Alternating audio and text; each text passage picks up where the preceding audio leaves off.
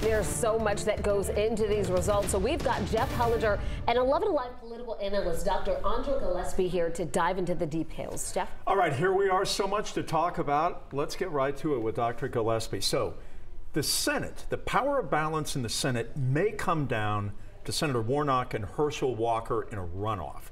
As we take a look at Nevada, which may go to a Republican, you break down the numbers nationally, it looks like this is going to repeat what we saw in Georgia in the previous cycle, that it all came down to this. It has the potential to do so. So let's just imagine what's going on right now. John Fetterman is up in Pennsylvania. That would be a Democratic pickup. That could be offset if Catherine Cortez Masto loses in Nevada. She's a Democrat that holds that seat. So then we start to look at Arizona and Utah. So if Mark Kelly loses the seat in Arizona, the Republicans would be up by a seat, but we have this race in Utah where we have an independent running against the Republican incumbent.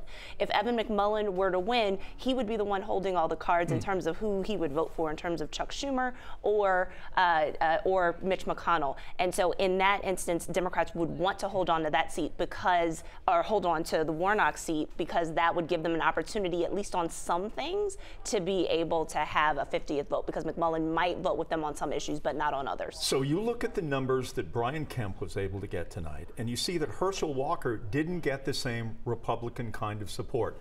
Do Republicans come out in December? Do they come out in mass to say, look, this is bigger than just one seat? It means the power balance in the U.S. Senate. If control of the Senate is up for grabs, yes, I expect robust turnout in the same way that we saw in January of 2021. And so Republicans would want to come out again, and Democrats would want to come out again. And so even though Herschel Walker is up, the margin right now is a few thousand votes. That's enough where both parties could see a way of being able to get low-hanging fruit and to try to get more people to turn out to vote for a runoff. How about Brian Kemp and Stacey Abrams? She has already conceded. NBC Nightly News has now declared Governor Kemp successful in his re-election bid about 11 minutes ago. There was no drama in this one tonight. There was no drama and no surprises. I mean, the polls had Kemp up. Sometimes it was within the margin of error, just at kind of the margins, and sometimes he was a little bit ahead.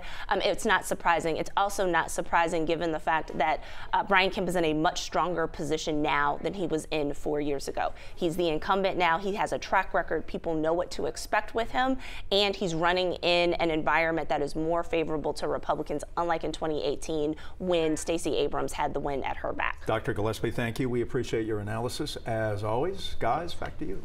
All right, Dr. Gillespie and Jeff, thank you so much. We'll continue to check in with them throughout the night to get that expert analysis.